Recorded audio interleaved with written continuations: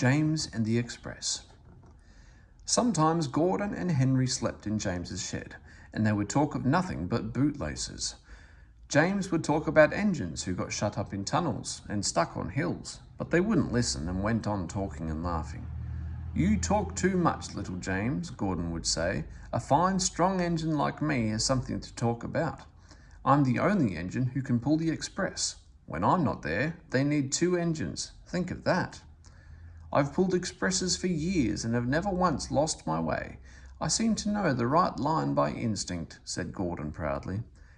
Every wise engine knows, of course, that the signalman works the points to make engines run on the right lines, but Gordon was so proud that he had forgotten. "Wake up, James," he said next morning. "It's nearly time for the Express. What are you doing? Odd jobs? Ah, well, we all have to begin somewhere, don't we? Run along now and get my coaches. Don't be late now." James went to get Gordon's coaches. They were now all shining with lovely new paint. He was careful not to bump them, and they followed him smoothly into the station, singing happily, "We're going away, we're going away." "I wish I was going with you," said James. "I should love to pull the Express and go flying along the line." He left them in the station and went back to the yard, just as Gordon, with much noise and blowing of steam, backed onto the train.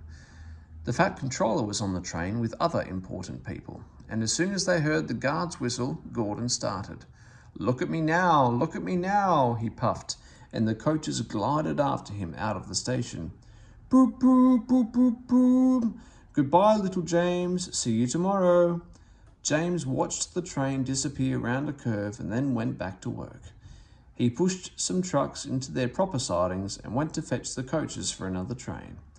He brought the coaches to the platform and was just being uncoupled when he heard a mournful, quiet shh, shh, shh, shh.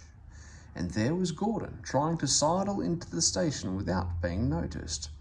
"Hello, Gordon. Is it tomorrow?" asked James. Gordon didn't answer. He just let off steam feebly. "Did you lose your way, Gordon?" "No, it was lost for me," he answered crossly. "I was switched off the main line onto the loop. I had to go all around and back again." "Perhaps it was instinct," said James brightly. Meanwhile, all the passengers hurried to the booking office. "We want our money back," they shouted. Everyone was making a noise, but the Fat Controller climbed on a trolley and blew the guard's whistle so loudly that they all stopped to look at him. Then he promised them a new train at once. "Gordon can't do it," he said. "Will you pull it for us, James?" "Yes, sir, I'll try." So James was coupled on and everyone got in again. "Do your best, James," said the Fat Controller kindly. Just then the whistle blew and he had to run to get in. Come along, puffed James. "You're pulling us well, you're pulling us well," sang the coaches. "Hurry, hurry, hurry," puffed James. Stations and bridges flashed by. The passengers leaned out of the windows and cheered, and they soon reached the terminus. Everyone said thank you to James. "Well done," said the Fat Controller. "Would you like to pull the Express sometimes?" "Yes, please," answered James happily. Next day, when James came by, Gordon was pushing trucks in the yard.